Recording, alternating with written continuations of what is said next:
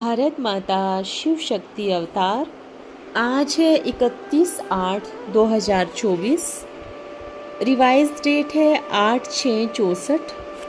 लाडले बच्चे, यहाँ गरीब ही अच्छी रीति पढ़ेंगे, वारिस भी ऐसे साधारण गरीब ही बनते हैं।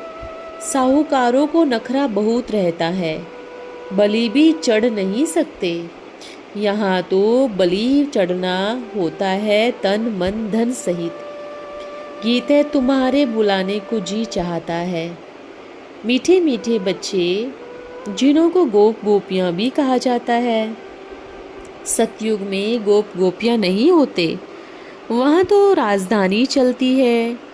गोप गोपियों का वर्णन संगम युग पर है, जबकि गोपी वल्लभ भी आते हैं।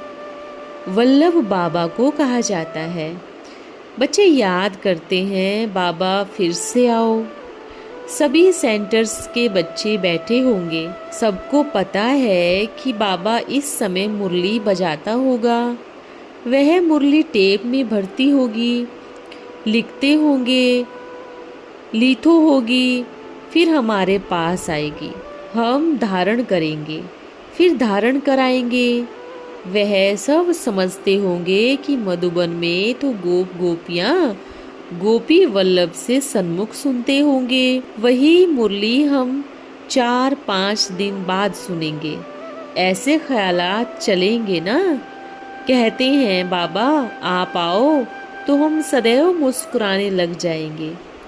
जैसे देवताएं सदैव हर्षित रहते हैं, वहाँ यथा राजा रानी तथा प्रजा सब हर्षित रहते हैं। दुख का नाम निशान नहीं रहता। यहाँ तो है ही प्रजा का प्रजा पर राज्य। तुम बच्चे जानते हो, बाबा आकर हमको पढ़ाते हैं। यहाँ गरीब ही पढ़ सकते हैं। जैसे वह गरीब लोग भी कोई MLA कोई MP बन जाते हैं। यहाँ गरीब ही अच्छी रीति पढ़ेंगे, वारिस भी ऐसे साधारण गरीब ही बनते हैं। साहूकारों को नखरा बहुत रहता है। एक तो धन का नशा रहता है, दूसरा फिर नखरा फुर्सत नहीं है, बलि भी नहीं चढ़ सकते। यहाँ बलि चढ़ना होता है तन मन धन सहित। साहूकारों का हृदय विदृढ़ होता है, फुरना बहुत रहता है, इसलिए गरीब ही बलि चढ़ते हैं।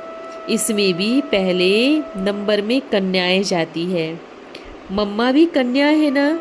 बाबा के बने और कहेंगे बस मेरा तो एक शिव बाबा, दूसरा न कोई। इसको बलि चढ़ना कहा जाता है। गृहस्थ व्यवहार में रहते हुए जैसे कि वहाँ नहीं है। बुद्धि में शांति धाम सुख धाम ही बसते हैं। अभी हम जाते हैं स्वीट होम, फिर स्वीट राजाई। गृहस्थ व्यवहार में रहते रचना की भी पालना करनी है, परंतु श्रीमत से। श्रीमत तभी मिले जब बलि चढ़े। सर्वशक्तिवान के साथ योग लगाने से ही शक्ति मिलती है। बाबा का नहीं बनते हैं तो शक्ति मिलेगी नहीं। सगे और लगे होते हैं ना, उन सन्यासियों में भी सगे और लगे होते हैं। कोई तो घर बार छोड़ जाए कफनी पहनते हैं, वह ठहरे सगे। कोई फिर फॉलोअर्स होते हैं, वह रहते हैं गृहस्थ में। इनको कहेंगे सोतेले, सगे नहीं कहेंगे। वह है सिर्फ कहने वाले, वर्षा मिल न सके क्योंकि अपवित्र रहते हैं। वहाँ भी कोई तो सगे हैं जो पवित्रता की राखी बांधते हैं। बाकी जो पवित्र नहीं रहते उनको सगे कह न सके। वह है राजयोग का सन्यास, वह है हठयोग का सन्यास। बाबा ने समझाया है कैसे अपने को सन्यासियों के फॉलोअर्स कहलाते हैं, परंतु रहते हैं घर गृहस्थ में, तो उनको वास्तव में फॉलोअर्स व सन्यासी कह न सके। सन्यास करने का पुरुषार्थ करने चाहते हैं, परंतु बंधन है। जिन्होंने कल्प पहले सन्यास किया है वही छोड़ते हैं। वह तो हो जाते हैं सगे और वह हो जाते हैं लगे। यहाँ भी जो बाबा के बनते हैं वह सगे ठहरे। मदद और वर्षा भी सगे को मिलेंगे, लगे को मदद मिल न सके। बाबा ने समझाया है, यह है ज्ञान इंद्र सभा, यहाँ सब ज्ञान पुखराज परी है। 9 रत्नों की बहुत महिमा है, 9 रत्न की अंगूठी भी पहनते हैं। ब्राह्मण लोग कहते हैं यह पहनो तो तुम्हारी दशा बदलेगी। पत्थरों में भी महिमा कर दी है। वहाँ तो तुम बच्चे जितने जो सर्विसेबल बच्चे हैं वह विजय माला में आते हैं। ऊंचे ते ऊंचे हीरा बनाने वाला बाबा उनको बीच में रखते हैं। मनुष्य तो इन बातों को जानते नहीं। 9 रत्न कौन थे, पत्थर से भेंट क्यों कराई है, जैसे नदियों से भी भेंट कराई है ना। तुम हो ज्ञान नदियाँ, वह है पानी की। तो कहते हैं बाबा आओ, हम सदैव हर्षित रहेंगे। आपकी मुरली सुनकर औरों को सुनाएंगे। फिर वहाँ प्रिंस प्रिंसेस बन रत्न जड़ित मुरली भी चलाते हैं। मुरली बजाने का शौक रहता है। कृष्ण को भी मुरली थी, जबकि वह प्रिंस था, राज करता था। बाकी ज्ञान मुरली बजाना तो ज्ञान सागर का ही काम है। वह बाबा आकर ज्ञान मुरली चलाते हैं। ज्ञान की बात यहाँ ही है, वहाँ ज्ञान की बात ही नहीं है। अब मुरली बजाने वाली तुम बच्चियाँ हो। सतयुग में त्रिकालदर्शी पने का ज्ञान होता नहीं। वहाँ यह नॉलेज परायलोप हो जाती है, परंपरा नहीं चल सकती। पीछे तो होती है प्रारब्ध। ज्ञान एक ही बार मिलता है। अभी तुम 21 जन्म लिए प्रारब्ध ले रहे हो। प्रारब्ध मिलेगी फिर तो बाबा भी जाकर परमधाम में बैठ जाते हैं। तुमको ज्ञान योग बल से विश्व का मालिक बनाए, हम वाणी से परे हो बैठ जाते हैं। फिर वहाँ मेरे को कोई नहीं जानते। मुझ रचता और मेरी रचना को कोई जान नहीं सकते। न बाबा को जानते हैं, न सृष्टि के आदि मध्य अंत को जानते हैं। वहाँ यह ज्ञान ही नहीं रहता। राधा कृष्ण को वहाँ यह पता हो कि 14 कला बनना है तो राजभाग की खुशी ही गुम हो जाए, यह ज्ञान वहाँ रहता ही नहीं। बाबा हर बात क्लियर कर समझाते हैं। तुम भी सन्यासी हो, वह भी सन्यासी है। वह है हठ योग का सन्यास, हद का घर बार छोड़ जाते हैं। वह है शंकराचार्य, यह है शिवाचार्य। शिव बाबा ज्ञान का सागर है ना, उनको आचार्य कहा जाता है, कृष्णाचार्य नहीं।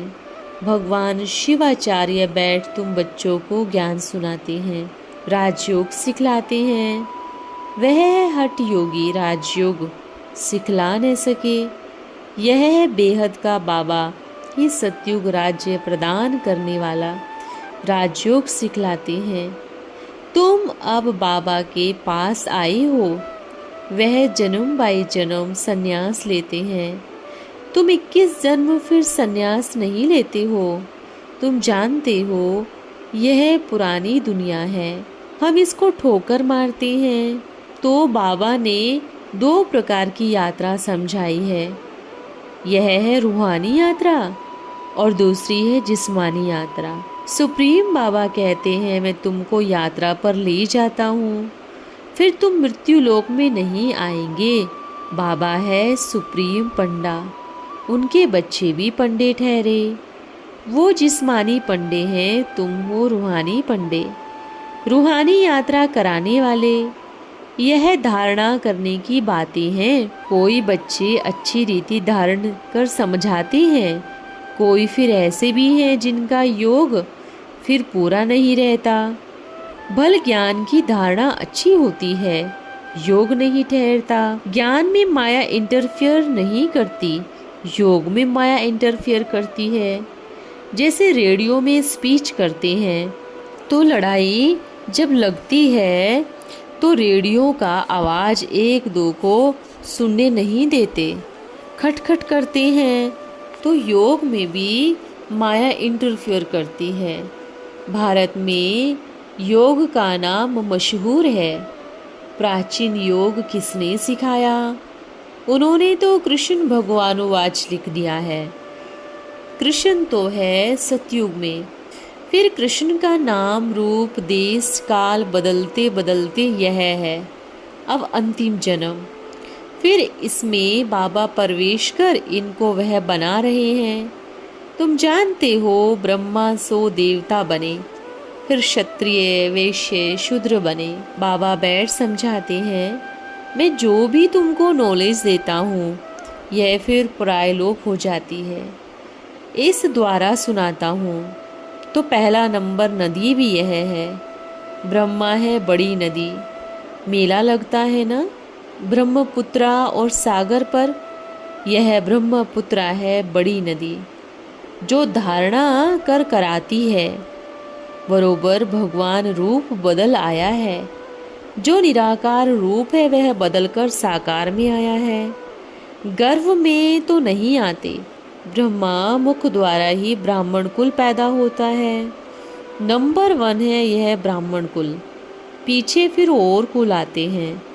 ब्राह्मणों का सबसे ऊंच कुल है। बाबा ब्रह्मा मुख कमल द्वारा ब्राह्मणों को ज्ञान दे। देवी देवता धर्म और क्षत्रिय धर्म दोनों की स्थापना करते हैं। सतयुग त्रेता में और कोई धर्म होता ही नहीं, अब स्थापना हो रही है। रामचंद्र को क्षत्रियपन की निशानी दे दी। बरोबर युद्ध के मैदान में था, परंतु पूरी जीत न पाने के कारण फैल हो गए, इसलिए सूर्यवंशी बन न सका। अविनाशी ज्ञान का नशा नहीं रहता। प्रजा तो बहुत बननी है ना, कोई चले जाते हैं फिर चक्र लगाए आ जाते हैं। जाएंगे कहाँ? क्षमा एक ही है, परवाने अनेक हैं, तो क्षमा पर आते रहेंगे। भागंती हो जाने वाले भी आएंगे। सतगुरु की निंदा कराई फिर भी बाबा के पास आते हैं तो समझाया जाता है, फिर भी तुम उठा सकते हो, वह फील करते हैं। बरोबर हमारी ही भूल है तो उनको भी शरण लेनी पड़ती है, फिर उनकी भी सेवा करेंगे। अंत तक फुल रहम करना है। कितना भी विघन डाले हो फिर भी कहेंगे भला हो। ट्रायल करो, मना नहीं है। बाबा है फुल रहम दिल। तुम उनके बच्ची हो ना, कहते हैं माया ने फटकाया तो फिर भी उनकी सर्विस की जाती है। शरण आते हैं तो फिर उठाना है। अवगुण को निकाल गुणवान बनना चाहिए। बाबा कब दुश्मन नहीं बन सकता। बेहद का बाबा कहेगा बच्चे सुखी रहें। रहम आता है। कहाँ जाएंगे? और तो कोई जगह नहीं है जहाँ बाबा से वर्षा ले सके। बाबा सब बातें समझाते हैं, परंतु नहीं धारण कर सकते तो थोड़ा ही सही। अच्छा मन मना भव, बाबा की याद में रहो। आत्मा का स्वधर्म है शांत। अटेंशन प्लीज, सावधान। अपने बाबा को याद करो। बाबा को याद करने से वर्षा जरूर याद आएगा। ऐसे हो नहीं सकता वर्षा याद न आए। बाबा और वर्षे को याद करने से तुम जीवन मुक्त बनते हो। कितनी सहज बात है। नाम ही रखा है सहज याद। योग योग कहने से मूंझते हैं। यह तो बाबा को याद करना है। बाबा फरमाते हैं, अरे बाबा को भूल जाते हो। योग की बात छोड़ो, बाबा को कौन मूर्ख होगा जो भूल जाएगा। शर्म नहीं आता? बाबा को भूल जाते हो। अब बाबा से हीरे जैसा जन्म मिला है तो उनको भूल जाते हो। लौकिक बाबा को कब भूलते हो? बाबा को भूला वर्षा गुम। अपने को आत्मा निश्चय कर बाबा को याद करना है। आत्मा अभिमानी बदले देह अभिमानी बनने से धोखा खाती है। सन्यासियों का है निर्वर्ती मार्ग। भारत पतित बनना शुरू हो जाता है तो यह आकर मरम्मत करते हैं। अपवित्र बनने से थमाते हैं। उनमें प्योरिटी की ताकत रहती है। प्योरिटी है तो पीस प्रोस्पेरिटी भी है। कन्या भी पवित्र है, तब तो उनको माथा टेकते हैं। देवताएं पवित्र हैं तो सब उनके आगे माथा टेकते हैं। सतयुग में माथा टेकने की बात ही नहीं है, सब पवित्र रहते हैं। अपने दर्पण में देखना चाहिए हमारे में कोई भूल तो नहीं, हम लायक बने हैं। लक्ष्मी नारायण को वरने अपने को लायक बनाना चाहिए। तुम बच्चे जानते हो ऊंचे ते ऊंचे शिव बाबा, ब्रह्मा विष्णु शंकर अथवा लक्ष्मी नारायण आदि सब बर्थ नोटे पे में एक शिव बाबा हीरे जैसा है, बाकी तो सब कोड़ी समान है। महिमा सारी एक ही है। सारी सृष्टि को स्वर्ग बनाना यह बाबा का ही काम है। तुमको भगवान पढ़ा रहे हैं तो कितना अटेंशन देना चाहिए। यह कोई कॉमन पढ़ाई नहीं है, बड़ी वंडरफुल नॉलेज है। बूढ़े जवान बच्चे सब पढ़ते हैं, बीमार भी पढ़ सकते हैं। बाप और वर्षे को याद नहीं किया तो माया थप्पड़ मार देगी। पढ़ाई पर अटेंशन दो। इन्हों को तो ब्लड से लिखना चाहिए। मैं रात दिन बाबा को याद करूँगा, शिव बाबा का हाथ पूरा पकड़ूंगा। बाबा जो कहेंगे सो करूँगा। बाबा कहते हैं पहले तो बच्चों आदि की पालना करें, फिर जो बचे उसमें से 2 मुट्ठी, उनसे भी तुमको इतना मिलेगा जितना साहूकार का लाख देने से बनेगा। प्रत्यक्ष फल मिल जाता है। तुम जानते हो बाबा की मदद से हम भारत तो क्या सारी दुनिया को पवित्र बनाते हैं। जो पवित्रता की उंगली देते हैं और मन मना भाव रहते हैं, इसका अर्थ भी तुम समझाते हो। यह दादा भी नहीं जानता था। इनके बहुत गुरु किए हुए हैं, शास्त्र पढ़े हुए हैं। तब बाबा कहते हैं माँ में कम याद करो, मैं ही तुम्हारा सब कुछ हूँ, गति सदगति दाता हूँ। मनुष्य तो पतित हैं, बस तुम आए हो शिव बाबा के पास ब्रह्मा द्वारा वर्षा लेने। इस निश्चय बिगर कोई आ न सके। आकर और ही अशांति फैला देंगे। तुम भारत को सुप्रीम शांति में ले जाते हो। है स्थापना का कार्य मनुष्य कर न सके। तुम अभी शिव बाबा की मदद से कर रहे हो। तुमको भी प्राइज क्या मिलती है? स्वर्ग के मालिक बनते हो। ऐसे बाबा के बनते भी फिर निश्चय बुद्धि नहीं है तो माया एकदम हप कर लेती है। माया की बॉक्सिंग है ना। बाप को याद नहीं करते तो माया चमाट मार देती है। इसलिए पुरुषार्थ कर बाप को याद करना है। शिव बाबा कब आया था यह कोई को पता नहीं। बाप कहते हैं मैं आया फिर से हुआ हूँ। अच्छा बाप दादा, मीठी माँ का मीठे प्यारे बच्चों को याद प्यार, गुड मॉर्निंग। हम बच्चों की प्यारे बाप दादा को याद प्यार और गुड मॉर्निंग। आज बाबा ने वरदान दिया है, निर्भय भव। तुम हो शिव की शक्तियाँ। निर्भयता तुम्हारी पहचान है। निर्भयता कैसे आएगी? उसके लिए मुख्य क्या पुरुषार्थ है? निराकारी बनना। जितना निराकारी अवस्था में होंगे उतना निर्भय होंगे। भय तो शरीर के भान में आने से होता है। 1 मास का चार्ट रखो, फिर बाबा पेपर लेंगे। अच्छा, ओम नमः शिवाय। धन्यवाद बाबा।